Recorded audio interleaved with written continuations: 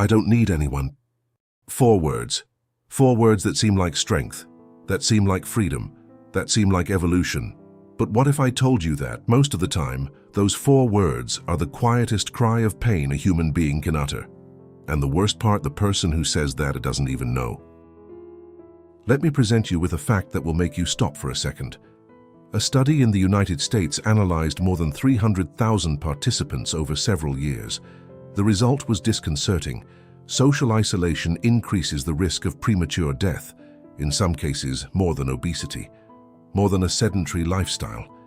In other words, loneliness kills. But then comes the great contradiction of our time. Modern culture has transformed self-sufficiency into the ultimate virtue. Don't depend on anyone. Be your own source. You are enough. These mantras are everywhere. On social media, in personal development podcasts, in the motivational phrases people share in the middle of the night. And there's some truth to all of that. There is a genuine, beautiful, healthy self-sufficiency. But there is also another one that looks exactly like the first one on the outside. But what's inside is armor, and today we're going to learn the difference between the two, using real psychology, real stories, and a character who might remind you of someone you know well. But before diving into this story, if you haven't subscribed to the channel yet, now's the time. Click the button, turn on notifications. Now tell me in the comments, have you ever said, "I don't need anyone"? Or do you know someone like that? Right below. I want to read every answer. Now we're ready. Let's begin. Chapter 1. The Man Who Needed Nothing. Daniel was 34 years old, successful, intelligent, the kind of person who walks into a room and everyone automatically notices. He had an impeccable apartment in the city center, a very well-paying job, and a schedule that barely left him any room to breathe, which, incidentally, was exactly what he wanted. When friends insisted on having dinner together, Daniel would politely make an excuse. When someone got too close at work, trying to forge a deeper friendship, he would cool off the contact almost surgically. No fighting, no drama, just distance. And when asked about romantic relationships, he always had the same answer. "This isn't my time, I'm focused." People around him thought he was the most level-headed man they had ever met. Some envied him, others admired him, no one questioned him. Why question someone who seemed so whole? But there's one scene that Daniel never told anyone about. Every Sunday night, when the apartment was completely silent, he would sit on the sofa, stare into nothingness, and feel a weight in his chest that he himself couldn't name. It wasn't sadness. It wasn't loneliness. At least not in the way he understood loneliness. It was something deeper, older. And then he would pick up his phone, open a series, turn the volume up, and wait for Monday to arrive. Chapter 2. Where does that voice come from? To understand Daniel, we need to go back in time, not much, only until he's 8 years old. Daniel grew up with an emotionally absent father. Not cruel, not violent, but absent. The kind of father who was physically present but never asked how his son truly was. Who never showed up at school presentations. Who, when Daniel cried, would say, "Stop it, be strong." And the mother. The mother had her own problems. She worked too much, she was too exhausted, and in the moments when Daniel tried to get close, she gently but consistently redirected him. "Go play. Not now. Are you okay?" A child's brain is a pattern-learning machine, and the pattern that Daniel's brain learned was crystal clear. Needing someone leads to disappointment, therefore not needing someone is safer. This wasn't a conscious decision. No child sits down and thinks, "From today on, I'm going to become emotionally self-sufficient to protect myself from future rejection." It doesn't work that way. The nervous system learns, the nervous system adapts, and the nervous system creates a survival strategy that in childhood was functional, even necessary. The problem is that this strategy doesn't have an automatic expiration date, it grows with the person. And at 34 years old, Daniel was still running the same program he had installed when he was 8. Chapter 3. The Armor and the Warrior. There is a concept in attachment psychology developed by the British psychiatrist John Bowlby in the second half of the 20th century that explains exactly what happened to Daniel Bowlby spent decades studying how the earliest bonds we form in childhood shape absolutely everything that comes after. Not only how we relate to others, but how we relate to ourselves. He identified different attachment patterns, and one of them is called avoidant attachment. A person with avoidant attachment isn't cold by nature. They weren't born without emotions. In fact, it's the opposite. They feel everything. But at some point in their life, feeling everything and showing it caused pain. It led to abandonment. It led to rejection. So the nervous system did what it does best. It adapted. He created an armor. And here's the most disturbing detail of all. Over time, the person begins to confuse the armor with their identity. She no longer thinks, I'm protecting myself. She thinks, this is who I am. The armor becomes the warrior, and the warrior forgets that there's a person of flesh and blood inside, who still feels, who still wants to connect, who is still afraid of being abandoned. Daniel didn't know that. He genuinely felt he preferred being alone, but would he prefer it, or was he afraid of what would happen if he wasn't there? Chapter 4. When someone good comes along. It was at a work meeting that Daniel met Isabella. She was a director at another company, direct, intelligent, and straightforward. At their first dinner, she looked at him and said, "You're very interesting, but it seems like there's a glass in front of you." Daniel laughed. He thought it was just a sentence, but it wasn't. In the following months, something unusual happened. Isabella didn't back down. When Daniel caught a cold, she didn't pursue him, but she didn't disappear either. When he made an excuse not to meet, she would say okay and reschedule without any drama. And that calm consistency began to do something strange in Daniel's chest. Discomfort.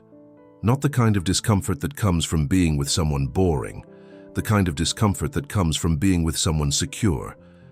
Because Daniel's nervous system had no frame of reference for that, intimacy for him was associated with disappointment.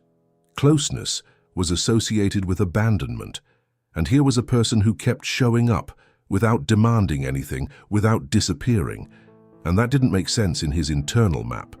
So he did what the avoidant type always does when the threat of intimacy becomes too real. He started finding fault with it. She's too intense. I think she wants more than I can give. I'm not ready for that. Every thought was real to him. Every justification seemed legitimate. But in truth, they were all the same old mechanism running on autopilot. Get away before it hurts you. Chapter 5. The mirror he didn't want to face. There comes a point in some people's lives when the pattern becomes impossible to ignore.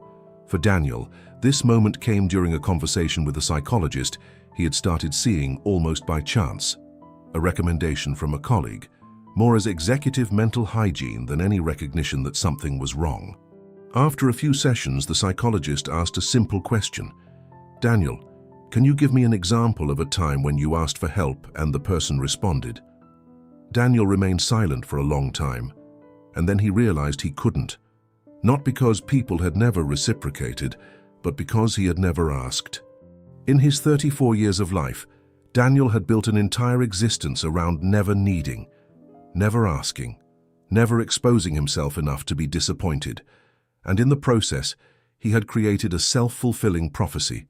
Since he never asked, he never received. Since he never received, he confirmed that asking was pointless. The psychologist said something that took Daniel weeks to process. Your self-sufficiency is not an achievement. It's a scar that you've learned to call a medal. And this is where science comes in a powerful way. The psychologist Donald Winnicott, one of the greatest names in 20th century psychoanalysis, said something that challenges everything modern culture preaches about independence. Emotional maturity includes the ability to be dependent without shame. Read it again, don't be ashamed. Winnicott wasn't saying that dependency is weakness. He was saying that an emotionally mature person can recognize their needs, express them, and receive help without feeling diminished, because they have a secure enough internal foundation to take risks. John Bowlby, for his part, came to a conclusion that seems paradoxical until you understand the logic behind it. He discovered after decades of research with children and adults around the world that the ability to be genuinely alone, to appreciate solitude in a healthy way stems from having had secure attachments in the past. In other words, you can only be okay alone if, at some point, you haven't been alone. True independence is not the absence of need. It's the freedom to choose when and with whom you are vulnerable, because vulnerability no longer frightens you. And then comes researcher Brené Brown, who spent years collecting data on shame, vulnerability, and human connection. She discovered something that became one of the most cited studies on emotional well-being. Connection is what gives purpose and meaning to our lives. It's what allows us to feel that we are enough. Brown found a consistent pattern in the people she called wholehearted, those with a deep sense of love and belonging. They all had one thing in common: the courage to be imperfect, the willingness to show vulnerability, not the absence of fear, courage despite fear. This is the opposite of what Daniel had built, and it's the opposite of what many people build without even realizing it. But now comes the part that is perhaps the most disturbing of all. There is a crucial difference between two types of loneliness that most people have never learned to distinguish. The first is solitude as a refuge. You are alone because you want to be, because you need to recharge, because you enjoy your own company. You could be with people, and sometimes you are, and it's good, but solitude doesn't threaten you. The second is loneliness as a prison. You stay alone because, on some level that you may not even be aware of, the risk of connecting seems greater than the cost of being isolated. Loneliness is not a choice. It's an escape you've memorized so well that you've started calling it a preference. The most revealing test, and this is where most people get stuck, doesn't appear when you're alone. It happens when someone genuinely good comes into your life, when someone secure, consistent, and caring comes into your life. What's going on inside you? Do you feel calm, curious, open? Or do you feel a diffuse discomfort, a subtle desire to create distance, a mind that suddenly finds 1,000 reasons why that person isn't so good after all? Because if it's the second option, it's not a coincidence. It's not high standards. It's not, you just haven't found the right person yet. It's the old system still running. It's the 8-year-old child still protecting the 34-year-old adult. Final chapter: what Daniel learned. Daniel didn't transform overnight. Psychology doesn't work that way. But gradually, in sessions with the psychologist, he began to understand the difference between being alone by choice and being alone out of fear. He began to realize when the old system was working, when he was creating distance not because he wanted to, but because he had learned that it was safer that way. Isabella was still there. And one night, after months, Daniel called her and said something he had never said to anyone. "I think I need your help to understand this." Simple as that. No drama, no grand pronouncements, only 5 words different from the first ones. And those 5 words: I need your help. It took more courage than anything he had done in his entire life. To recap what we saw today, let's close the loop. Today we explored one of the most important distinctions in human psychology, and one of the least honestly discussed. We saw that I don't need anyone. It can mean 2 completely different things. The first is genuine independence, the kind that comes from secure bonds, allowing one to appreciate solitude without it being an escape. The second is avoidant attachment, a survival mechanism built in childhood, when needing someone generated disappointment, and which over time consolidates to the point where the person confuses the armor with identity. We saw that Bowlby. He discovered that the ability to be comfortable alone paradoxically stems from having had secure connections, and that Winnicott it reminded us that emotional maturity includes the ability to depend on others without shame. We saw that the real test doesn't happen in solitude. This happens when someone good comes along and your internal response reveals whether you're choosing to be alone or running away from connection. And we saw the story of Daniel, a man who spent decades calling his armor strength, until the armor became too heavy for him to carry alone. The question that remains, and it's one you should take with you when you leave, isn't, do I need someone? The question is, am I afraid of needing it? Because an honest answer to that question says more about who you are than any achievement, any title, any external success you have ever attained. True strength lies not in not needing.